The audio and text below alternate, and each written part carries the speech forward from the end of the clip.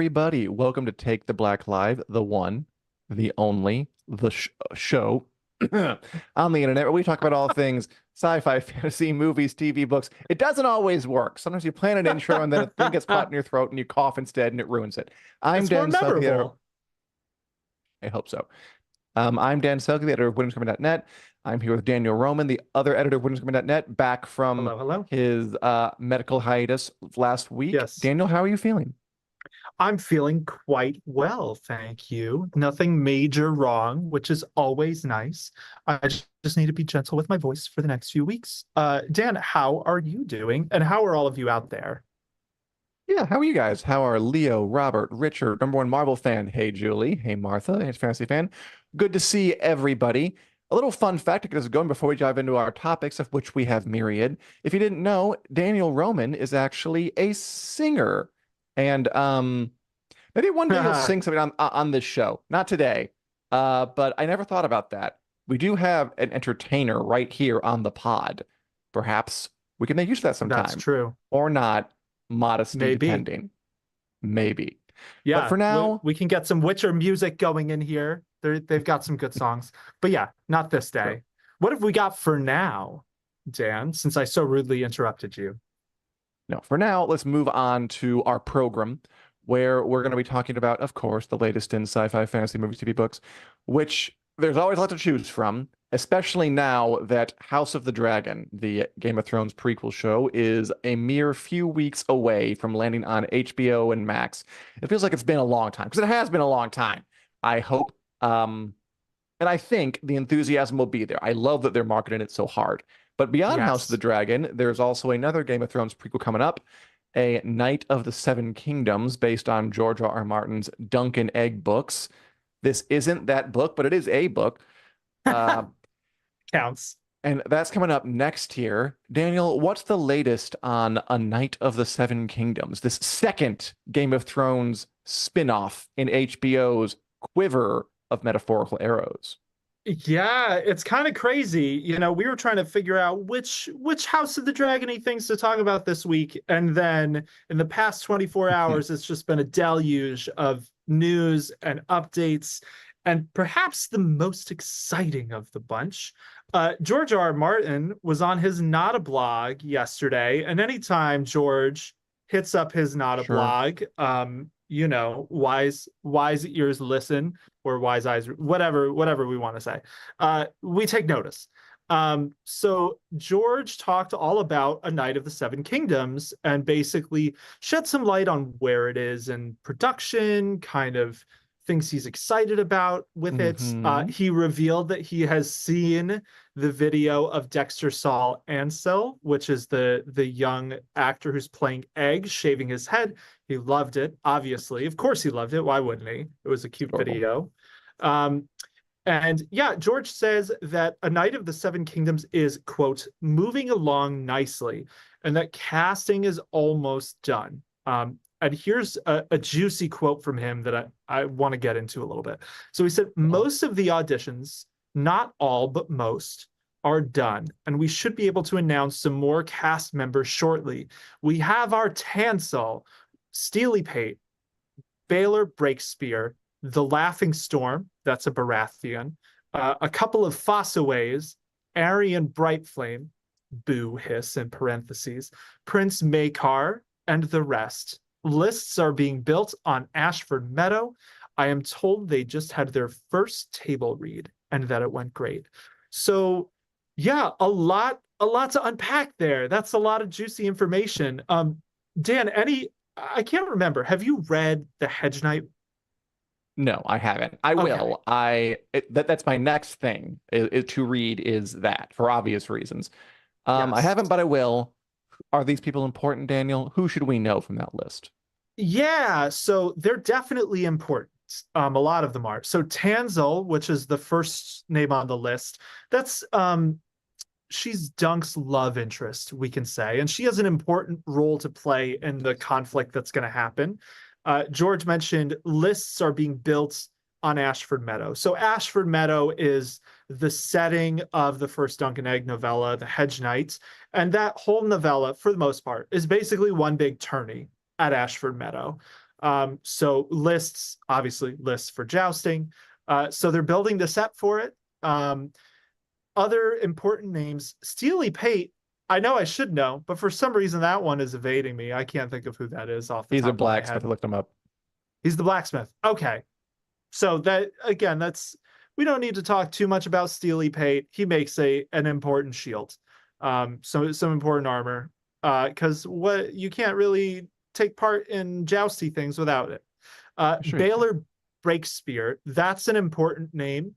That's Baylor Targaryen. So we don't Google Baylor Breakspear. You will find out more about him when A Knight of the Seven Kingdoms airs, but he's a very important Targaryen. We're going to see Targaryens.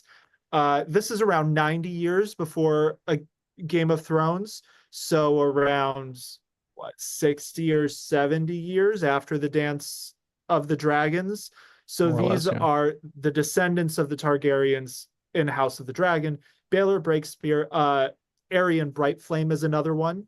They kind of represent the coin toss of the Targaryens, either being great and noble or awful and crazy. Aryan Brightflame is awful and crazy, which is why George R. R. Martin boo-hissed him in his description here. Classic Prince Targ. Maekar, yeah, classic Targ. Prince Maekar is another one. Another very important Targaryen that I don't want to talk too much about because he's a spoiler. Okay, And then the last two names, just to mention here. So the Laughing Storm, that is a Baratheon. I forget the name of this particular Baratheon, but he's obviously a Lionel Baratheon, it looks like. He is a relative or an ancestor of Robert Baratheon, and very much that same type of personality as like young Robert Baratheon in his prime. So he could be a really, really fun character on screen. And then the last one here. Whew, out of breath. It's a lot to talk about. A couple of Fossaways. So the Fossaways are a house in the Reach. Their sigil, there are two branches of the Fossaway family.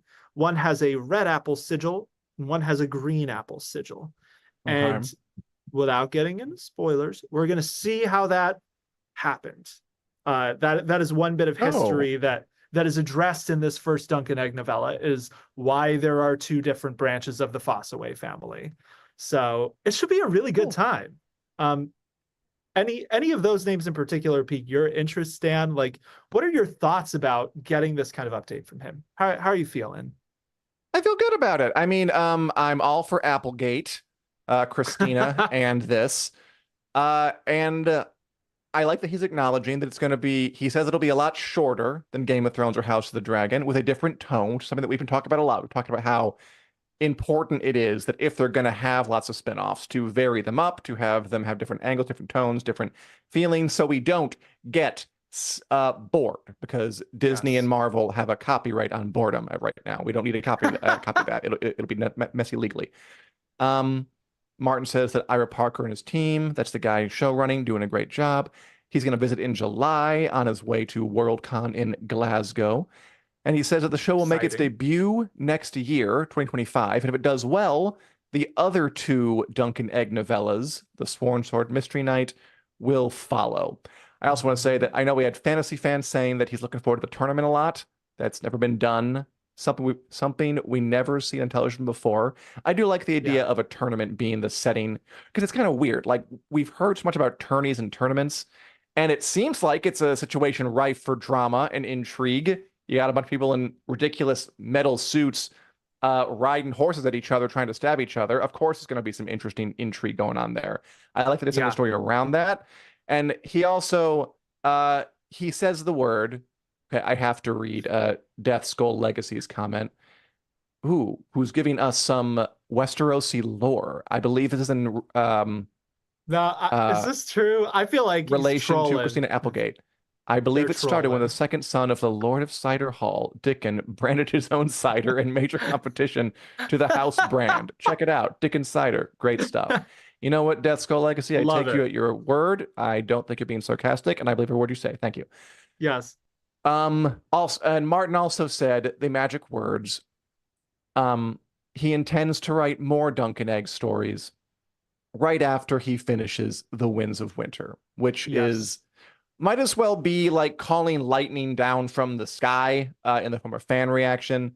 Will he finish it? Will he not? Who knows? I don't really want to talk about it because I feel like it's the same conversation over and over and over. But I'm looking forward to the show, and I hope it's a hit. I hope it gives us a different flavor in the Game of Thrones universe. I hope these shows can exist alongside each other. The tragedy of House of the Dragon alongside the slight frothiness of A Night of the Seven Kingdoms. And I hope I get a lot of enjoyment out of it. And I will read the book well in advance of the show. Someone recommended I read the comic. I might read both, but I'm definitely going to absorb the book with all of those silly markings that come together to form sounds in my brain.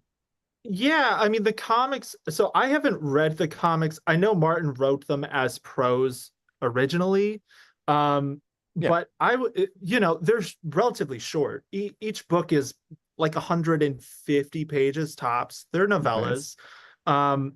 And I agree with, being excited that the setting for this is Eternity, because tourneys have been, like you said, such a setting of drama. That's a thing George R. R. Martin really loves to, set up complicated issues during that then spill over into the wider like political landscape, like Robert's Rebellion, where all the stuff happened with there was a Mystery United That's and Lyanna Stark. And that kind of kicked off all of the drama with Rhaegar Targaryen because he named Lyanna his, I forget the Queen title. of Love and Beauty, as you do. Thank you. And started war, basically. So this one won't be quite that explosive, but still pretty dramatic. Leo says A Knight's Tale, the TV show, and I do hope it kind of has that spirit a little bit. Dunk is he's even when there's serious things going on, he's usually still threatening to give Egg a cloud on the ear if he doesn't listen. That kind of fun spirit. So yeah, it's a lot of exciting stuff. Like you said, I don't think we need to get too much into the by which time I hope to have finished more Duncan Egg stories. Yes, after I finish The Winds of Winter. I did read some tea leaves just before this podcast, and I will just note that if HBO sticks to the schedule it seems to be setting, which is House of the Dragon 1 year, A Night of the Seven Kingdoms the next, back and forth, we'll probably be watching A Night of the Seven Kingdoms season 2 in 2027. So there's your new time frame for The Winds of Winter, maybe before 2027. Maybe don't rush to pre-order. I will always hold out hope he'll finish it, but of course, but we don't need to open that. I love putting a number to it. It's so Sisyphusian. It's so asking for a fall. I love that. That's great. 2027. Yeah. 2027.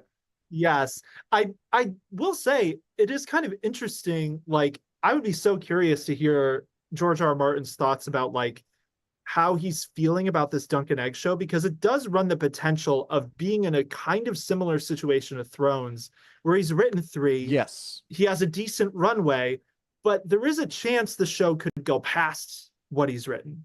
Even though he has the history laid out, there's still like a lot of minutia in Duncan Egg's relationship he hasn't covered yet. He has all sorts. Well, again, these are shorter books. Like if it gets wins out, I'm not going to say he couldn't write a few Duncan Egg novellas, but I am an eternal optimist, and we'll see what happens. God bless you for it. Yes. By the way, a few folk, I just want to note, are into the idea of you singing and suggested the Reigns of Castamere at some point. Like, you can warm up. Don't worry, we're not going to make you do it right now.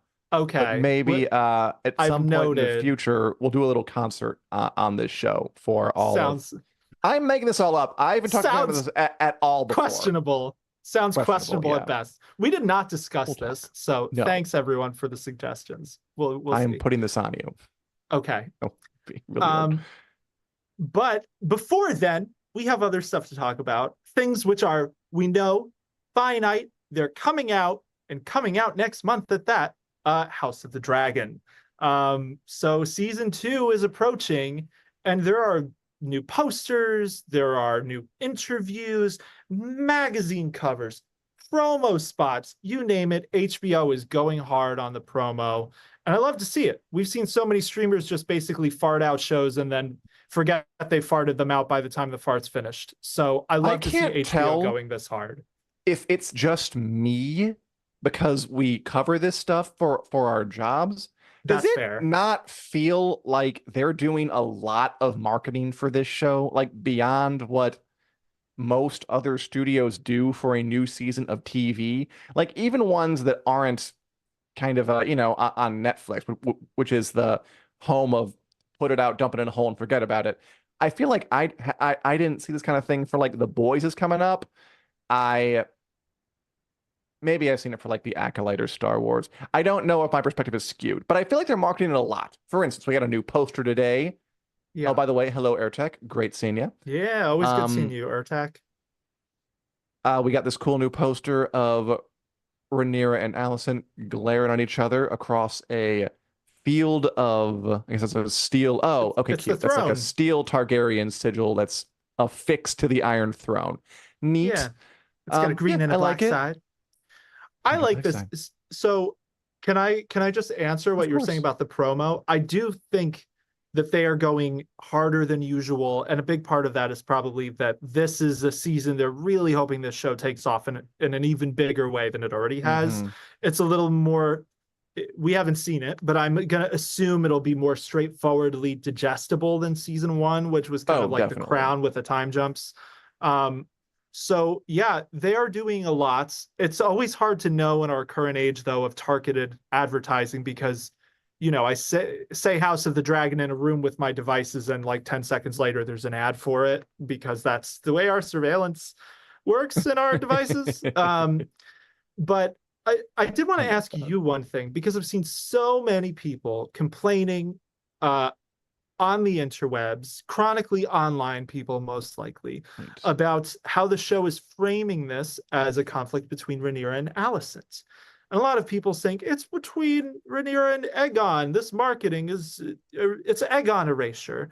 And I think that's garbage. And I just kind of wanted to hear your take, Dan. Like, what do you think of that? First, I want to read Ben Jack had a great comment about they feel confident enough not to put the Game of Thrones logo in the marketing. That is a nice sign. Ooh, There's yeah. nothing worse than shackling your new thing to your old thing in a really ostentatious, annoying way. Game of Thrones, Furiosa colon, colon a House Mad of Max saga. Yeah. yeah. As for that, I have it's not just that they're framing it as a battle between Rhaenyra and Alicent based on the interviews and what we've heard from people like the producers, Condell, Sarah Hess, the actors. It does feel like they are writing a bulkier part for Alicent Sure. when it is true in Fire and Blood after this first kind of the events of the first season, she does fade into the background a little more. And part of me does want them to go with the book and stick to the book and just what's wrong with the book? Why you gotta mess with the book? Bad things happen to mess with the book. So just and it's I wish there was a word for this, the thing where you get an idea in your head of what a story should be like, and then you kind of force the rest of the story to fit that idea, even if you have to like pound a bit of a square peg into a circular hole. I'm not saying that's Mhm. what's happening here, because again, in the first season, that they did some very neat work, kind of expanding parts and streamlining parts and making it work in ways that weren't right on the page. But I do see it. They are changing it. And also, there's a bunch of interviews today from Ryan Condal where he's talking about how important the younger generation are going to be. So Yeah. your Jacaerys Valerian, son of Rhaenyra, your Rhaena and Baela Targaryen, Daemon's kids. Of course, the green children, Alicent's kids, King Aegon, Aemond, Helena. They're all going to be in there. They're all going to be important, and they are fronting, and they are getting them out there. Like this interview is just about the younger folk, and Den of Yeah. Geek released these sort of neat little magazine covers. By the way, is Den of Geek a magazine? Like, is this just I an internet? I had the cover. exact same reaction today. Like, does Den of Geek have a magazine? I don't know, but they look like magazine covers. So They do. maybe Den of Geek, if you have a magazine, let us know because we didn't know who knew that. Uh, but yeah, I hope they have a magazine because these look like magazine covers. Um, We do get we them want to up take there. yeah, let's take a look at them. So Yeah, this like first one this. is the greens. So yeah, Helena, Aegon, and Aemond on it. Again, for serious real, if you're watching, like, does Den of Geek have a magazine? And are these covers for the Den of Geek We need magazine to I've know. never heard of? I thought they were an online only thing. But yeah, it's cool that they're highlighting the younger characters. So it's not, the marketing isn't all Rhaenyra and Alicent. I do think they're focusing on Yeah. that, but it's an ensemble show. It's so the focus should be on the ensemble, and I like that part of it is. And then you got the Team Blacks, which again is still that marketing where it's Team Black versus Team Green. You got a green cover, a black cover with Jacaerys Valerian, and then Rhaena and Baela Targaryen to either side of him. Looks great. I don't have a problem with it. At the end of the day, if the show's good, the show's good. And if you change things for the better, like, rock on. I've heard some things about Baela's role. They're changing, no, sorry, Rhaena's role. They're changing, I guess both of them. They're changing a decent amount, maybe to the point where they edit my favorite character Nettles out of the show, which I'm upset about. But look, if they do a good job, I will not care. If they do a good job, I will be happy. So I guess I could get a little bit of anxiety if people are feeling when they look at the marketing or they hear about these new twists and turns and they think, oh, they're changing things. They should stop that. They're fronting the thing that isn't there. But at the end of the day, I think season one proved that they're going to stick close enough to the source material to still be able to dignified, in a dignified way, call it an adaptation or bringing the new thing to it. It's fine as long as it's good. If the changes suck, then they will be retroactively whatever the opposite of justified is in having made them.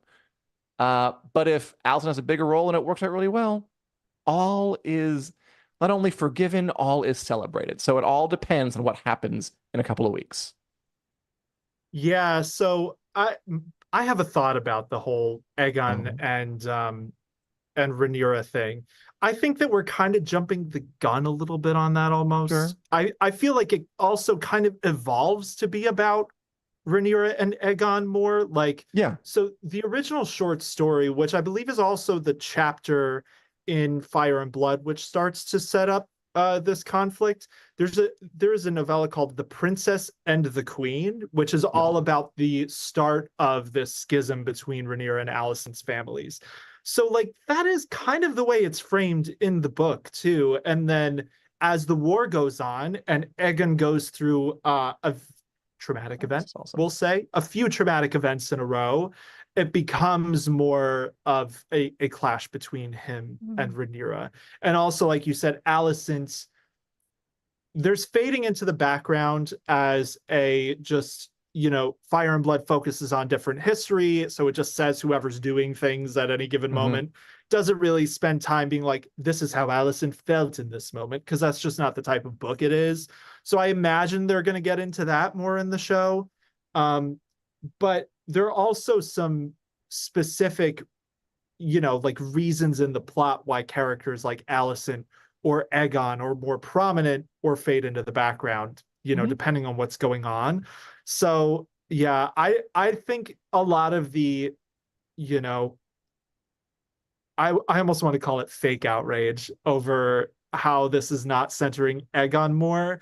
I feel like that's kind of almost looking backwards with like story bias. Huh. Like we know the whole story, we know it's about Egon and Rhaenyra, so why isn't it fronting that from the start? Even though at the start it really is more about Rhaenyra and True. Alicent, and becomes more about Egon and Rhaenyra because he is not like a worthy rival to her at first. At He first, kind of yeah. becomes one throughout this season. Basically, this is going to be a big season for Aegon.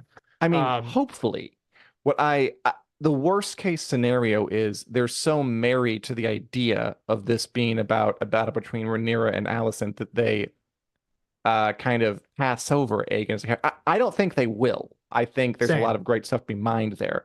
But yeah, I'm Yeah. not worried. It'll all depend on what happens, on how it goes.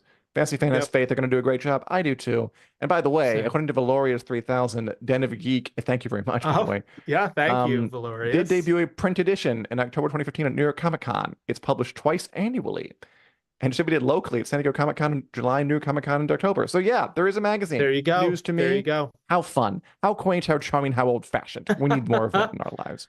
Did we look But at yeah, the black cover? we did. Okay, cool. Yeah, do you have any other quotes you want to hit on? Because I love that they talked to Fia Sabin about Helena Targaryen. I was so glad to see a Helena Targaryen quote in here because so far she has not appeared in like any of the marketing aside from a couple of very brief shots. Any should also particular remember quotes you that want to touch like on? marketing isn't, it's not the same thing as the show. Like it's a different of course. department. There's no guarantee that Man. producers or directors are out there like saying, we want this, this, and this highlighted. They sell it how they want. Less. They've done a Yeah. good job. Like, because They the have. whole like competing black versus green trailers thing, good ideas, but that does not mean that Totally. it's an expression of what's in the showrunner's heart or anything. But anyway, what is in the showrunner's heart, Ryan Condal, he's out here talking about, again, how the kids will take center stage this season, talking about how horrible Blood and Cheese will be, which we already know. He was talking about sort of the nature of this story, the tragic nature, saying it's not a feel-good story. As with the original Game of Thrones, there are moments of true hope and humanity that shine through the bleakness, but it's almost the bleakness that makes those things at work worthwhile, which even all That's such a these George years R. R. later, Martin perspective. I mean, and it's one that Condal has to take if he wants to adapt George R. Martin's work.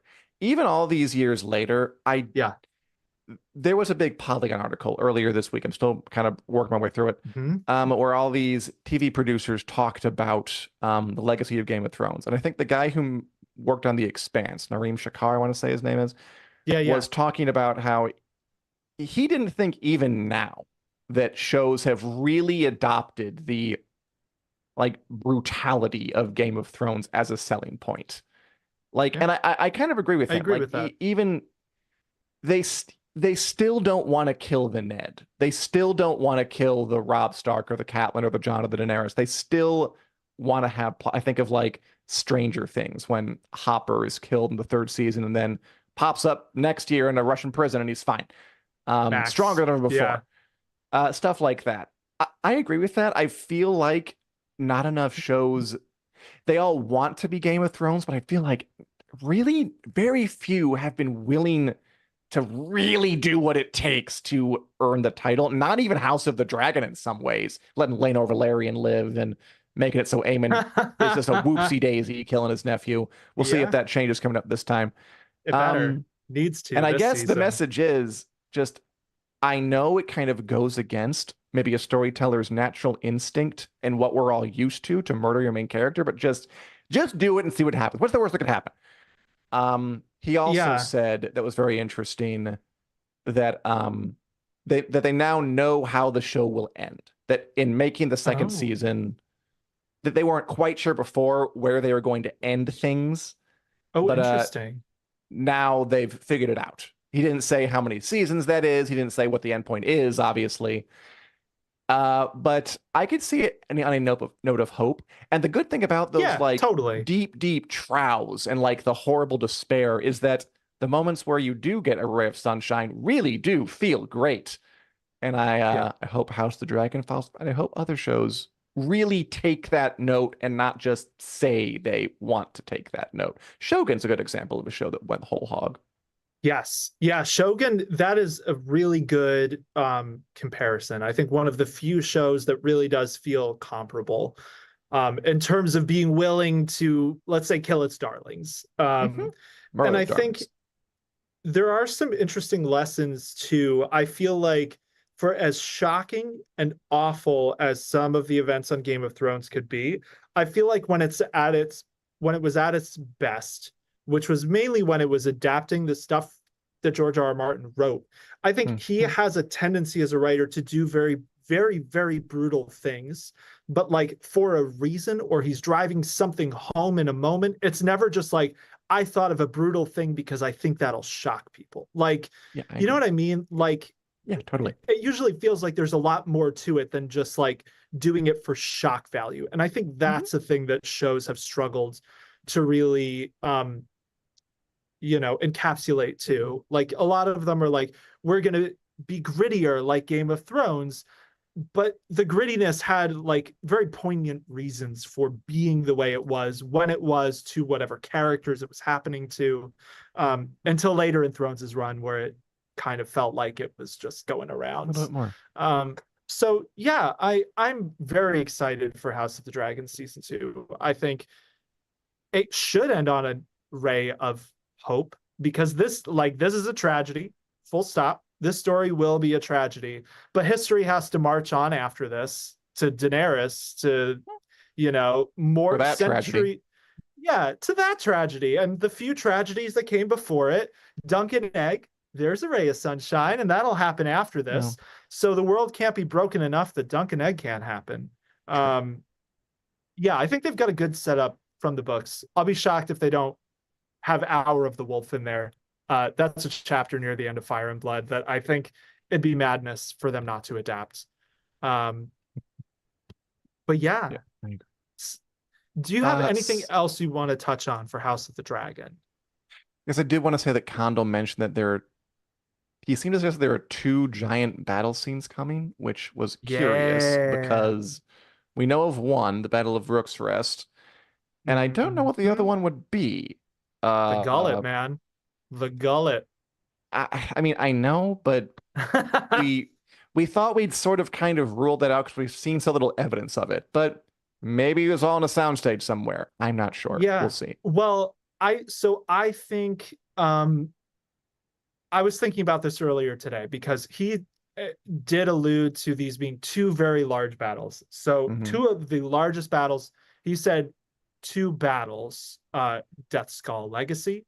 So two large battle sequences that are almost an episode in and of themselves. So the largest set pieces they've ever done. Obviously, Rook's Rest is one that's in the trailers. Yeah, We know. that's not hard to Uh, predict. Damon's night assault at Harrenhal Bushmaster that's a bloodless coup unless they really change it.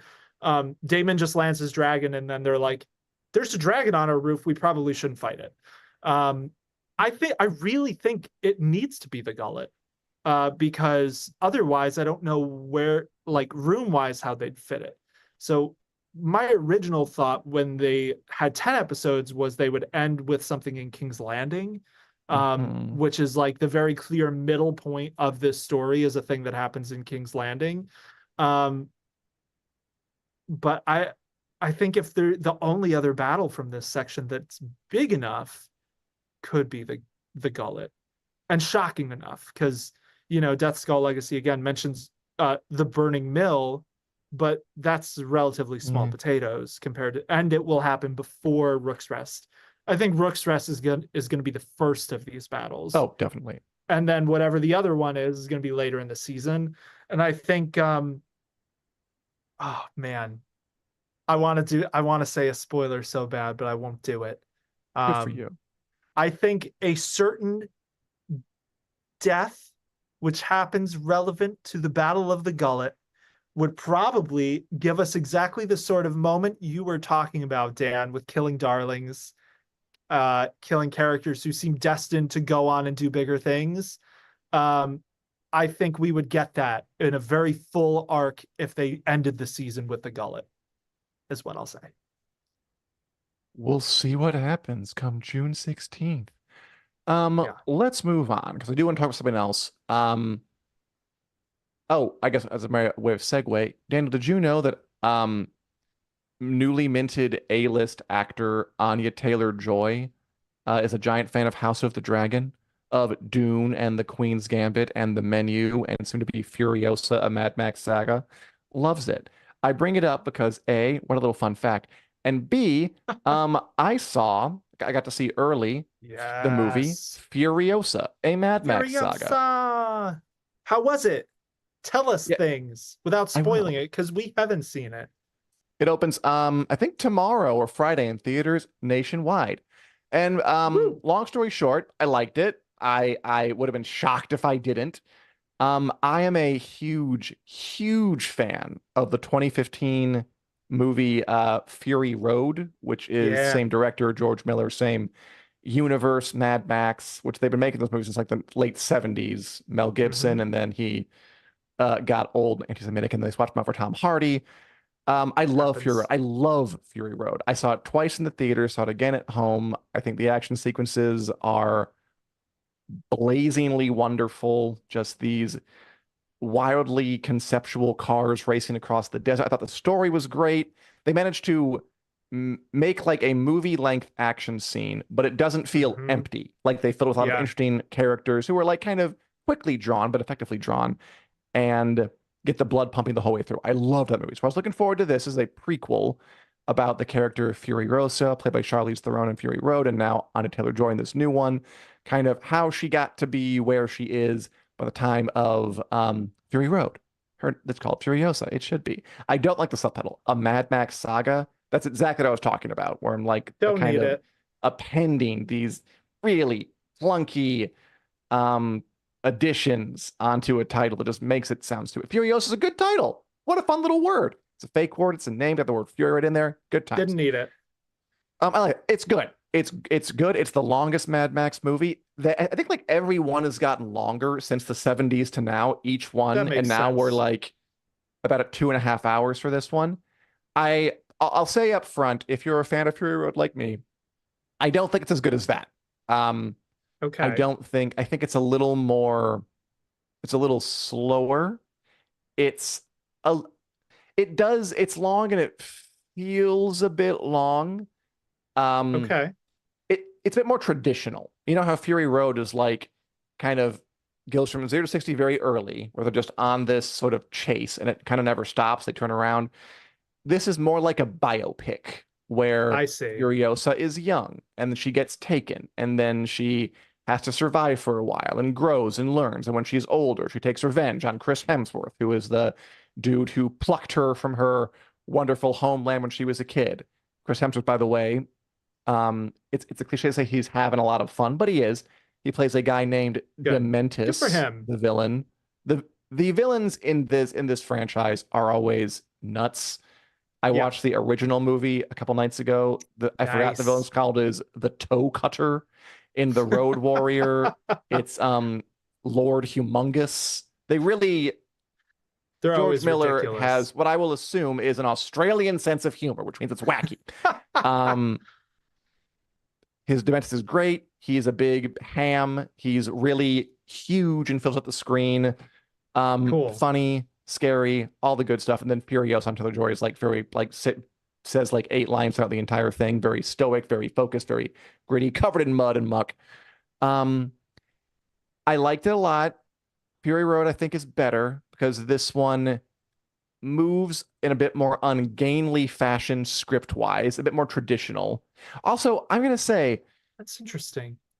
the if like the action sequences, which are kind of the thing that Furiosa or the Mad Max series has been famous for a long time, they're great. Of course, they're great. You can notice the effects in a way that you couldn't Mm, in Fury Road or the earlier ones because they weren't using CGI at all back then. yeah. Um, CGI is so advanced these days, and I think we all know that even in like any action movie, any movie, there's probably going to be some CGI. It's good when you Sure. don't notice it. Like there have fully been things in Game of Thrones, House of the Dragon, where I see the CGI reel and I'm like, oh, that was fake. I don't even realize that. That's Yep. great.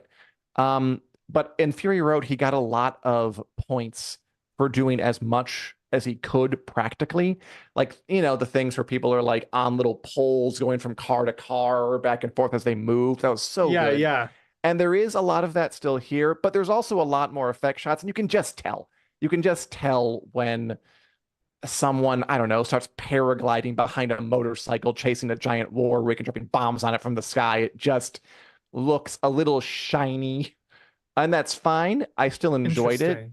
but I feel like the movie is maybe getting a little too big um for Miller and company to execute perfectly on everything they wanted to do. Whereas the other ones, because they were a bit more contained, every moment could be perfect. And this one sprawls a little bit in a way that I do think makes it weaker, but it's still fun. I still enjoyed it. Still recommend it. Everyone's good. Everything's pretty. And not the best Mad Max movie, but hey, it might not be the worst, and they're all pretty fun. Yeah, I mean, so it's interesting to hear you talk about the effects Oh because no, I can't hear you. Can't you? Can you now? Uh, Is it me? Is it you? just keep Okay, talking. Richard hears me, so I'm going to talk. So it's interesting hearing you talk about the effects because that's something that's people were kind of calling out like as early as the first trailers. There were a few shots where there was a lot of kind of comments of some of these effects look a little wonky. And we just kind of assumed that could be that they weren't quite finished before the film. But I have heard that from more reviewers than just you, that there are some effect shots that are a little weird. And I think it is interesting that Mad Max, so you sound like you were a little underwhelmed, knowing that you were an enormous Fury Road fan. You saw it in the theaters like multiple times, loved that movie. You're kind of like the person this movie should win over. And it sounds like you were a little bit let down, but still had a great time. Yeah. It's interesting to hear how this is a more traditional film story-wise, because it is like an origin story. We see her as a kid, then there's presumably a time jump, and then we see her, how she ends up becoming Charlize Theron. Basically, this whole movie is how Anya Taylor-Joy becomes Charlize Theron. And it's interesting because one of the things that struck me watching Fury Road the first time was how untraditional the format of the movie was. Because like Yeah, you I said, agree. it's kind of like introducing things and then it starts this chase. And then that chase just like goes for the rest of the movie. I think those kinds of instances are when George Miller and Mad Max in general are kind of at their strongest. When they do something really like so wild you could not, like if anyone had told you you're going to watch a 2-hour movie with an hour-long car chase, you probably would have rolled your eyes. But then when you watch it, you're like, oh my God, there's a dude playing guitar on top of this car. Like this whole thing is ridiculous. And therefore I am entertained. So were you entertained? Of course I was entertained. Okay. Yeah. Oh, no question. I mean, in a way, because I like Fury Road so much, I was going to be harder to win over than someone who's coming in with lower expectations. I liked it. It's just, if I can use what I'm sure is a very original car metaphor that everyone's breaking out for this thing, it's just, it's a good movie, but compared to Fury Road, it's in a bit of a lower gear. Ooh. Cool. Fair. I'm excited to see it this weekend. I hope Fantasy Fan and everybody else going to see it this weekend enjoys Furiosa. Should be a good time. And then bring your thoughts back next week. Should we move on? Because I know we're pushing time a little bit. So here's my next question for you. Aside from Furiosa, Dan, what have you been watching, reading, and otherwise consuming into your brain space? Well, I want to watch Severance, which you recommended to Alice a while ago, and she loved it. When season 2 out, either late this year or early next year, Alice. We're waiting on confirmation on that. What else I've been watching and reading? I just finished the Mistborn trilogy by Brandon Sanderson. Never read Brandon Sanderson before, so I was excited to dive into him, and I'll have more thoughts on that later. Short version, it was nice. I liked it. Cool. I seriously have been watching the old Mad Max movies just because I didn't think I would, but then I started to watch one and I was like, oh, this is happening. Okay, we're doing this. Nice. They're all really good. Like I forgot how good they were. So that's kind of what I've been chilling with. How about you? Don't you love that? That was me with Planet of the Apes earlier this month. I rewatched all of them. And like I hadn't seen some of the old ones and I hadn't seen other ones in a really long time. And it's so nice to revisit a franchise like Mad Max or Planet of the Apes, where like the old movies are still pretty damn good. Like you're still gonna have a really good time watching most of them. So I've been watching less apes in the past week. I finally finished Succession. Nice. Enjoyed the last season. Wasn't my favorite season of the show, but I did enjoy it. I also finished What We Do in the Shadows. which was is always a fun time. That's a good, easy watching show. It's easily digestible. Matt Berry is hilarious as always. I started watching X-Men 97, Oh, which right. is very intense. It's a very intense cartoon. It's not for the bleak of heart. They're killing off people on like episode 3, and I'm like, all right, is this for children? Doesn't feel like it's for children. But I've enjoyed it so far. I do think it is. I'm hesitant to say overrated because like I'm enjoying it a lot, but I do think the hype was like outlandishly huge.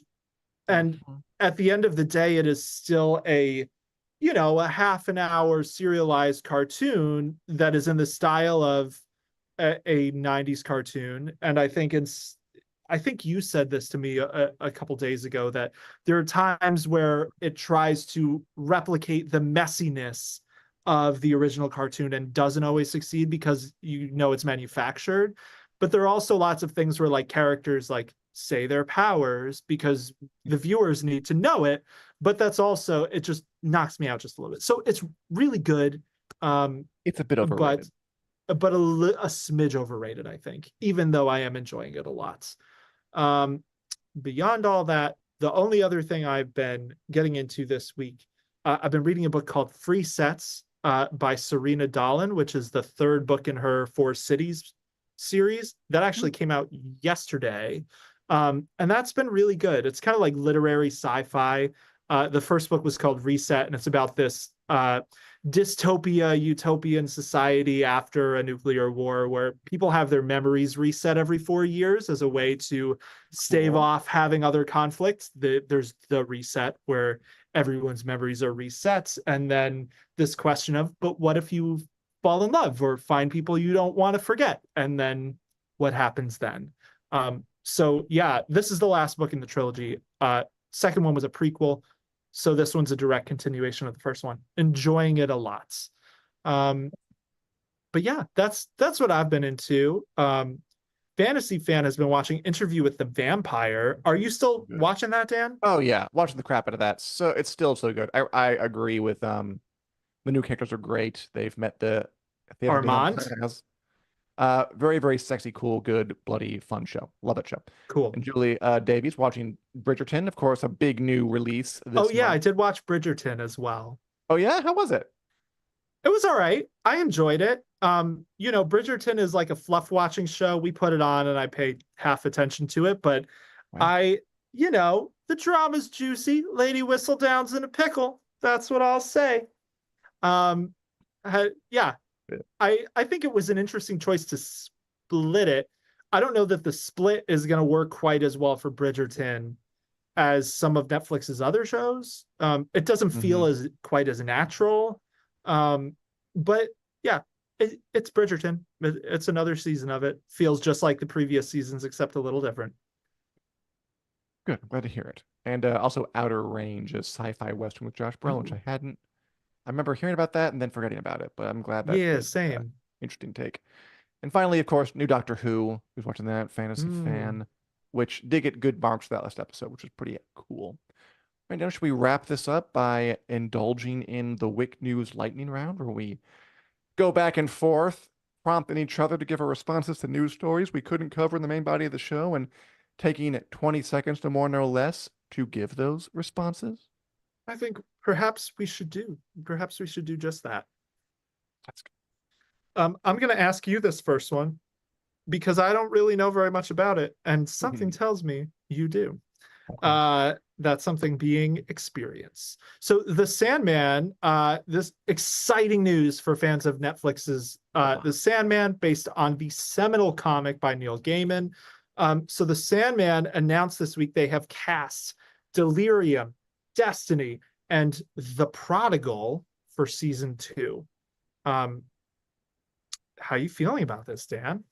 yeah, that's Esme Creed Miles' Delirium, Adrian Lester as Destiny, and Barry Sloan as Destruction, aka the Prodigal. All important characters. You'll get to know them all, you get to love them all. They're all kind of part of that creepy immortal family that has Dream and Death and everyone we met in the first season. Cool. The show is great. I'm looking forward to seeing more of it. I don't know any of the actors, but I'm sure they'll fit well, and I want to put them into the table, and that is 20 seconds. Nice. On the dot. All right, Mastery. Daniel. Thank you. Yes. Daniel, will you take a bite out of a new show on the Food Network, possibly Food Netflix, a Harry Potter baking competition show hosted by the actors who played the Weasley twins in the movies, James Phelps and Oliver Martin Phelps, the Phelpses. Okay. You know what? This is kind of fun. I think so. This is Food Network is doing this Harry Potter baking competition show. Mhm. Baking shows, like, I like the Great British Bake Off. Bring it on. I'm fine with it. I think the eternal milking of Harry Potter I find exhausting, but like I'm not surprised by it. This is probably one of the less shameful milkings of Harry Potter. So carry on, Weasley twins. Carry on. Hope it goes better than their business in the movies did. So here's an interesting rumor. Apparently, a rumor going around is that Taylor Swift has met with MCU boss Kevin Feige to discuss a role in the Marvel Cinematic Universe. I mean, she isn't above being in a movie, but she was in Cats, so I'll remember Cats. Um, Oh God. so why not? I'm not gonna say who she might be, what superhero she'd be. I feel like her year of Taylor has sort of come to an end. Celebrities are fickle. Like sometimes where she's not quite the zeitgeist she was for the last year, but she's still huge. What? So a nice get for Marvel. Yeah, If that'll it's be interesting. Make It'll it be true. interesting if it's true. I just will insert here. I heard that this could be the secret project that Scarlett Johansson has been producing for Marvel for quite some time. Ooh. That's what the word on the street is. Um, Man, do you want to Okay. talk about Nettles at all, real quick? JP I says, "What are your thoughts on Nettles?" And I know you have thoughts, Dan. I do. I mean, we discussed them last week a bit on the show with Camilla. Basically, I've heard it. I don't want to go into it too deeply. Okay. I'm trying to adjust. Again, I want to see how it goes. I love Yeah, Nettles as a character from Fire and Blood, but and I want to see her on the show. If she's cut, I'll be upset. But if they do a great job of it, I won't care. So it's on you, House of the Dragon, to prove that this is a good idea. That's my thought on that. nice, Okay, nice. Daniel, what are your Okay. thoughts, speaking of Marvel, on the report that Marvel has tapped the Hunger Games prequel writer, Michael Leslie, to write a new X-Men movie, possibly starring Taylor Swift as Dazzler, for all we know. I think it's shocking to me that it has taken Marvel this long. Like, did they really need X-Men 97 to know it was going to be a good idea to make an X-Men movie?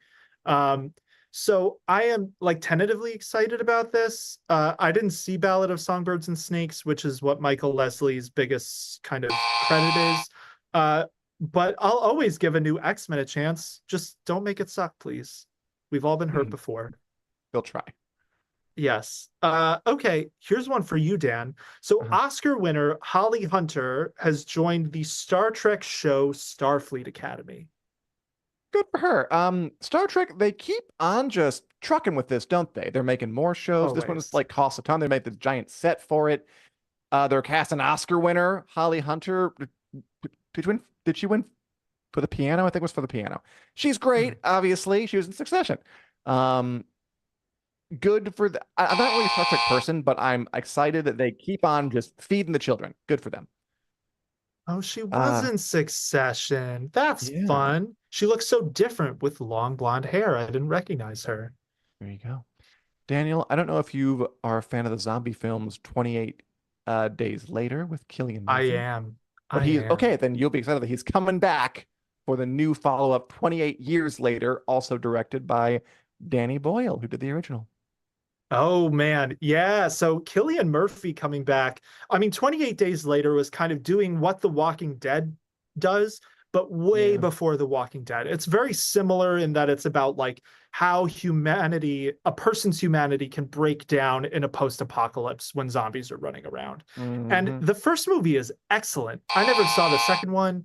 I'll gladly give a new one with Cillian Murphy a shot. Like, I'll watch it, sure. I hope it is as creepy and indie feeling as the first one, and that might be hard to do. Okay, so Dark Matter is a new show on Apple TV Plus, based on a book by, I believe, Blake Crouch. It's apparently the most watched show on streaming during its premiere week, so it's doing really well for Apple. Yeah, pretty impressive. I love that Apple has become the home for like big budget sci-fi. This show, Dark Matter, For All Mankind, Foundation, Severance. Like what? Like Tim Cook must be a giant nerd, or Silo, of course. He just loves this stuff. And I'm not complaining. They've had some good shows on there. So thank you for Apple for bringing us all this alternate universe goodness. And finally, Daniel, we got to ask this. Yes. They just dropped, Netflix, the first official look of Liam Hemsworth as Geralt of Rivia in the next season of The Witcher. Henry Cavill is out, Liam Hemsworth is in, and here's what he looks like in his Geralt of Rivia getup. Yup, that looks like a Witcher to me. Hard to tell too much from this first look, but he looks good. I can't wait to see more. I do think I hope that the color correction looks a little bit better on his eyes when we finally get the final look, because you can't see it as much in the picture, but they clearly did some digital work to make his eyes look yellow. You see it in the video. I am excited to see more of Liam as Geralt of Rivia in 2025 when The Witcher season 4 premieres. Perfect. What a lightning round. What a show. What an audience. What a delightful time was had by all. Thank you, Daniel. Thank you, everyone who watched. This was Take the Black Live. We're here every Wednesday at 2 p.m. Central Standard Time to talk all things sci-fi and fantasy movies TV. And I hope all of you, or you can also download us to listen at the gym, in the car, on the walk, whether it's on iTunes, YouTube Music, or elsewhere. Give us a like, give us a comment, give us a subscribe.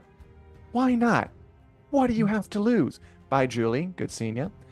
And I'll just take a cue from Fantasy Fan and wish you all a happy Memorial Day weekend, 3-day vacation. Yay. Witcher December. Bye, everybody. Take care, y'all.